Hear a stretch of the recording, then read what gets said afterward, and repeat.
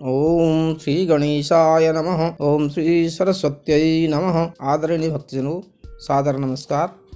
आप लोग देख रहे हैं मोक्ष चैनल।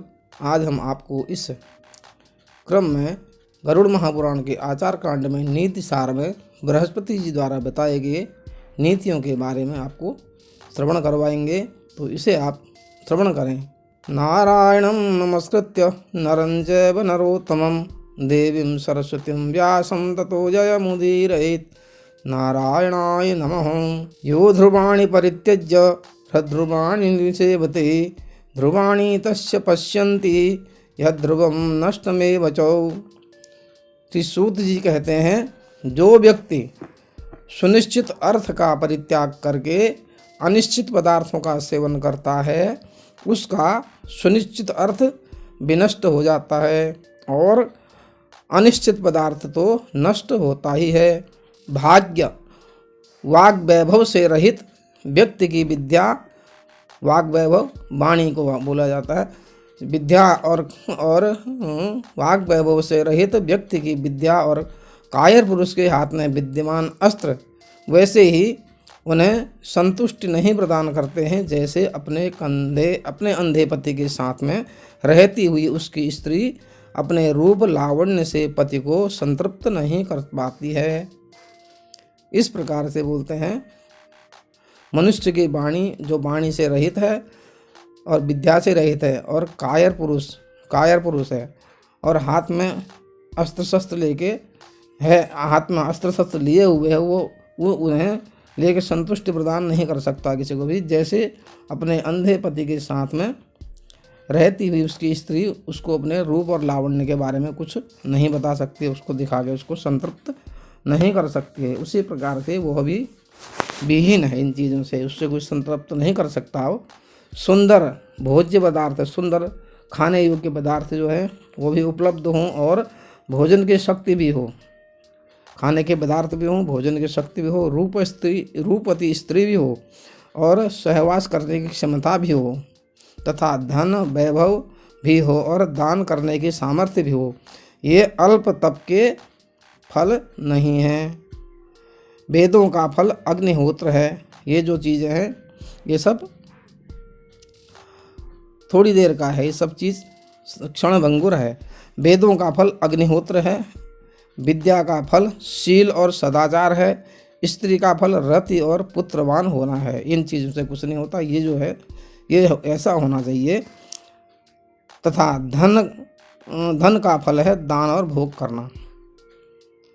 सब चीज़ होते हुए भी अगर ये काम नहीं करते हैं तो ये सब निरर्थक है।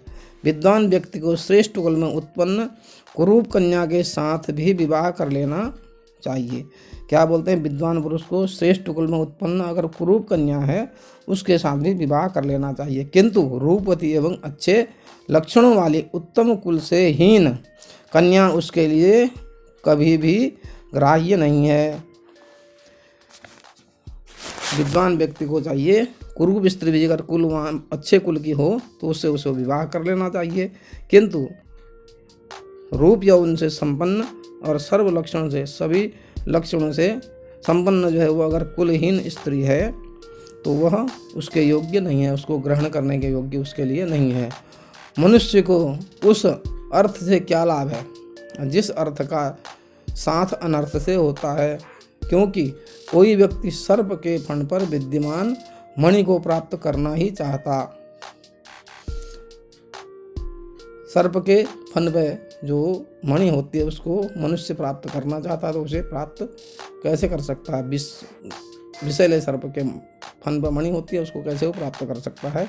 अग्निहोत्र के लिए हविष्यान्न दुष्ट कुल से भी ग्राह्य है।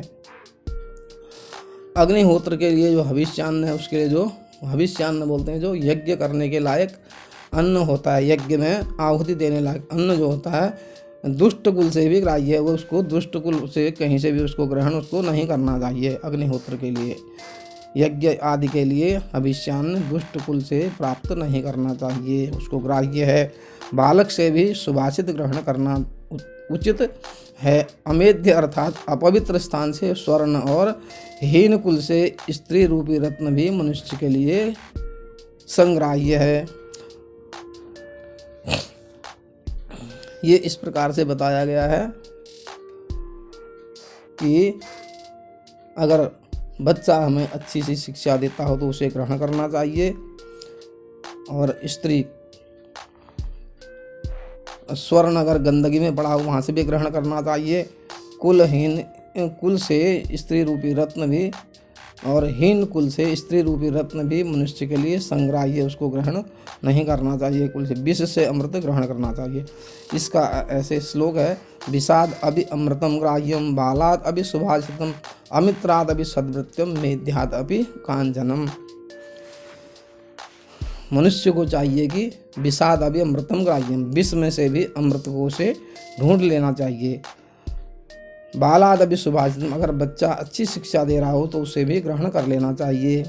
अमित्राद अभि सद्वृत्यम, अगर हमारा शत्रु है वो कोई अच्छे काम कर रहा हो तो उसको भी हमें ग्रहण करना चाहिए, अच्छा आचरण उसका भी हमें ग्रहण करना चाहिए।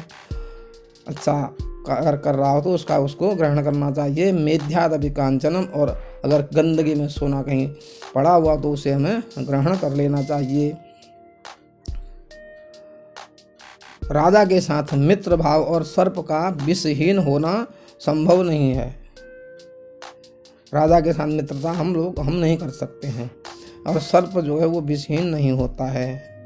वह कुल पवित्र नहीं रहता, जिस कुल में स्त्रियां ही उत्पन्न होती हैं वह कुल भी पवित्र नहीं होता, जिसमें सिर्फ स्त्रियां ही उत्पन्न होती हैं। अपने कुल के साथ भगवत भक्त का संपर्क कर देना चाहिए। अपने कुल के साथ में भगवत भक्त का संपर्क कर देना चाहिए। पुत्र को विद्याध्ययन में लगाना चाहिए और शत्रु को व्यसन में जोड़ देना चाहिए, तथा जो अपने इष्ट पुरुष हैं उन्हें धर्म में नियोजित करना चाहिए। विद्वान मनुष्य को नौकर और आभूषणों को यथोचित स्थान पर नियुक्त करना चाहिए, क्योंकि चूड़ामणि कभी चरण में सुशोभित नहीं होती है। इसलिए विद्वान मनुष्य को क्या करना चाहिए, आभूषणों को और नौकर को उसको सही जगह पर नियुक्त करना चाहिए। उसका कारण क्या है, चूड़ामणि जो है कभी भी पाँव में पैरों में उसको पहनना नहीं चाहिए, सुशोभित वहाँ उसका स्थान नहीं है। और समुद्र, अग्नि, घंटा, अखंड अंबर माने आसमान होता है, और राजा ये सिर पर धारण करने योग्य होते हैं, इनको सिर पर धारण करना चाहिए, अर्थात आदरणीय है, इनका हमेशा आदर करना चाहिए। प्रमादवश भी इन्हें चरण में स्थान नहीं देना चाहिए। अगर गलती से भी इनको कभी चरणों पे या नीचे स्थान नहीं देना चाहिए, इनका हमेशा सम्मान करना चाहिए। ये आदरणीय, सारे ये आदरणीय हैं, इनका सम्मान करना चाहिए। मनस्वी व्यक्ति की पुष्प स्तबक के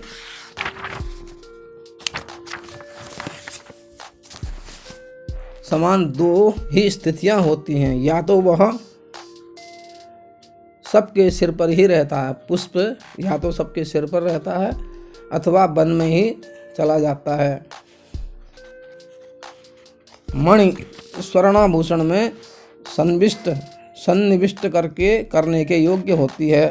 यदि वह मणि लाख से निर्मित आभूषणों में सन्निहित की जाती है तो उस कुसंगति के कारण वह न स्वयं संशुद्ध होकर विलाप करती है और न सुशोभित ही होती है।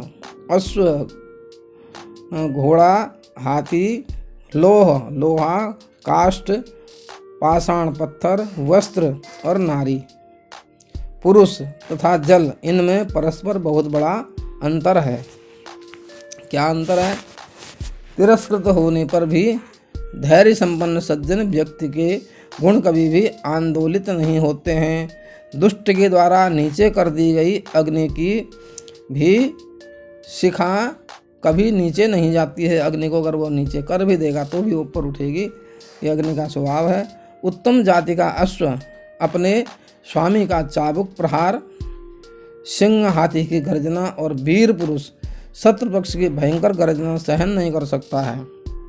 उत्तम जाति का अश्व, उत्तम जाति का घोड़ा अपने स्वामी का चाबुक प्रहार जो अगर करोगे उस पर तो वो सहन नहीं करेगा।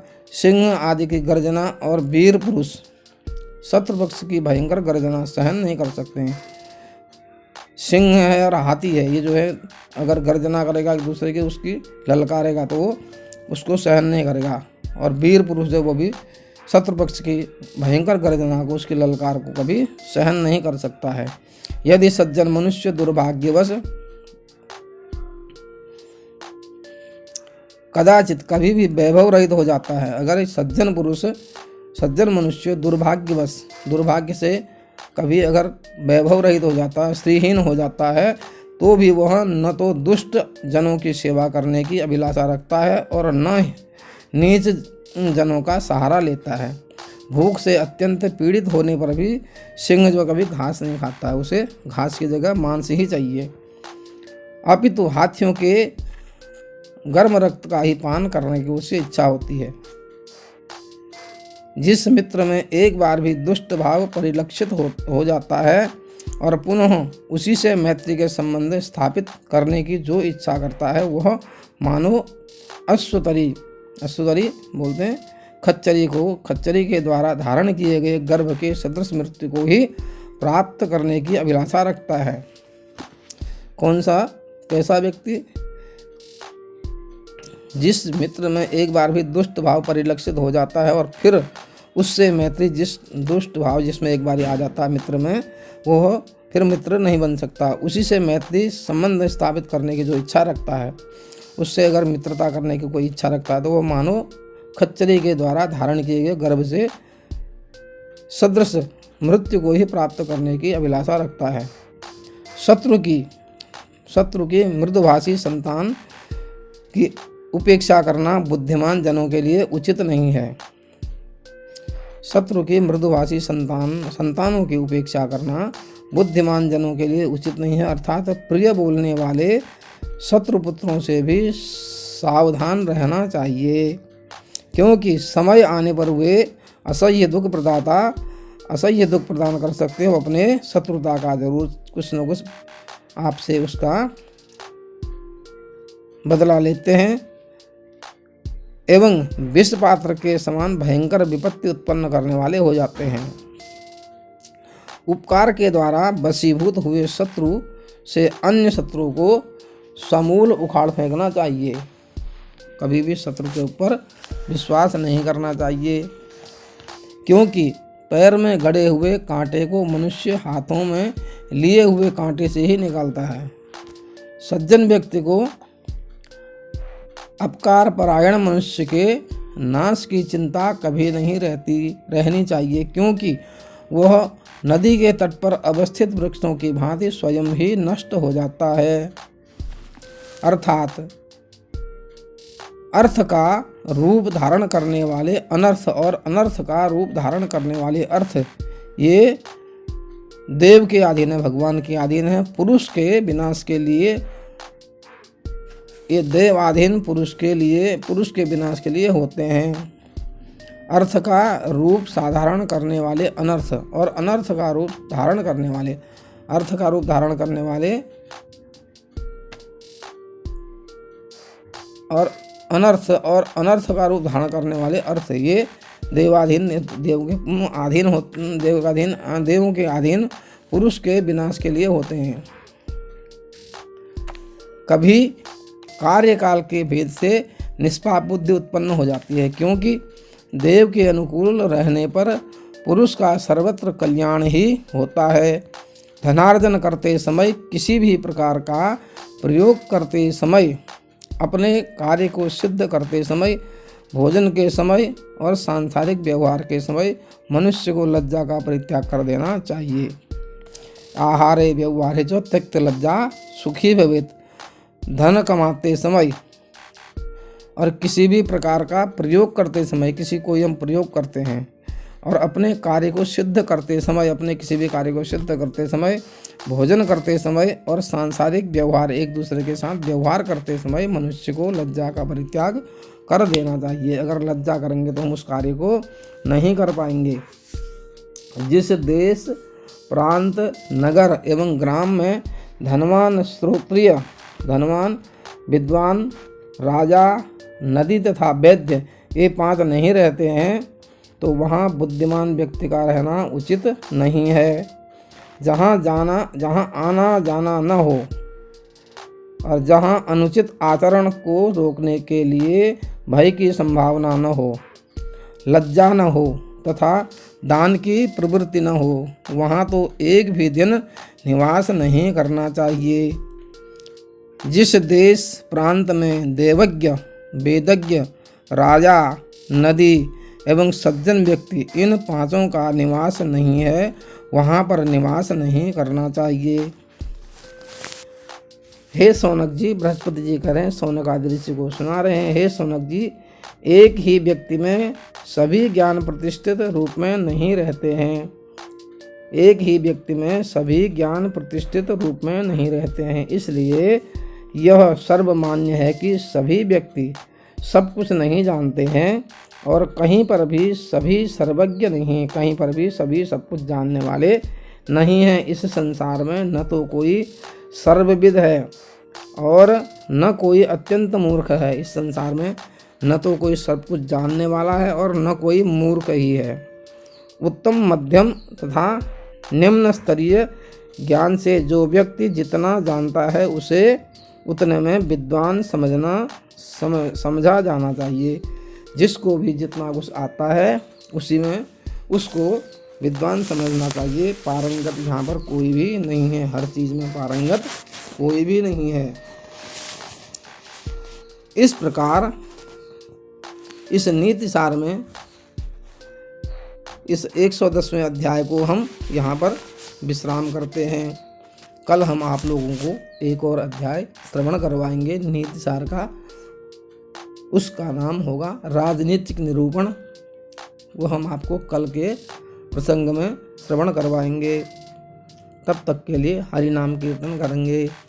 हरि शरणम हरि शरणम हरि शरणम हरि शरणम हरि शरणम हरि शरणम हरि शरणम हरि शरणम हरि शरणम हरि शरणम हरि शरणम हरि शरणम हरि शरणम हरि शरणम हरि शरणम हरि शरणम।